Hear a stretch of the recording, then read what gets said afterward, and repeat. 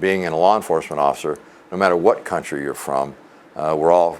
to use a well-worn out phrase, we're all brothers and sisters in that field. And that's what we tried to get across when we talked, was when you're dealing in this business, there are bad people out there that want to hurt you, that would cause you harm. You have a brotherhood and a sisterhood that if something happens to you in Kazakhstan, or it happens to you in South Africa, or it happens to you in Japan, or it happens here in the United States, it affects law enforcement in general across the world. The bad guy wins, that's not a good day for law enforcement. So we tried to bridge those things and say, you may have political ideology differences, you may have religious differences, you may have social differences, but as a law enforcement officer, you have to learn to work together, because the only people that really benefit from the fact that you don't work together are the bad guys. And so we drilled pretty hard on trying to get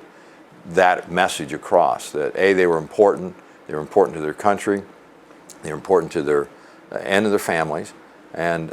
mostly that they needed to learn to cooperate and work with each other, because that's the only way we're ever going to win. I think the need to bring different countries together and see that they have more similarities than they do differences, that need will be here till the end of time, because there are so many things that I don't think you realize the similarities until you actually sit down with somebody and talk with them, or you do an exercise with them, or you spend some time with them. I think the FBI recognizes that this stuff is important, that this training is important for the countries, from the standpoint that it does allow them to have an interaction with each other and see the Clint Eastwood, the good, the bad, and the uglies of what we do, what they do, and why or how we can work together. We were back for,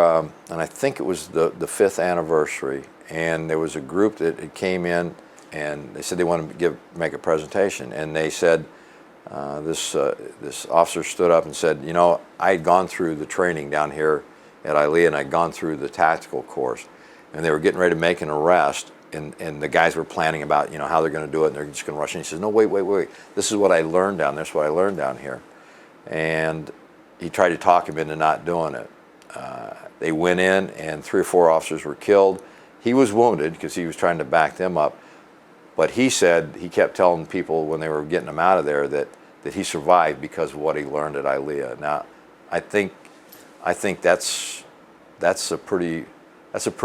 big badge to carry and say, you know what, we did some good here.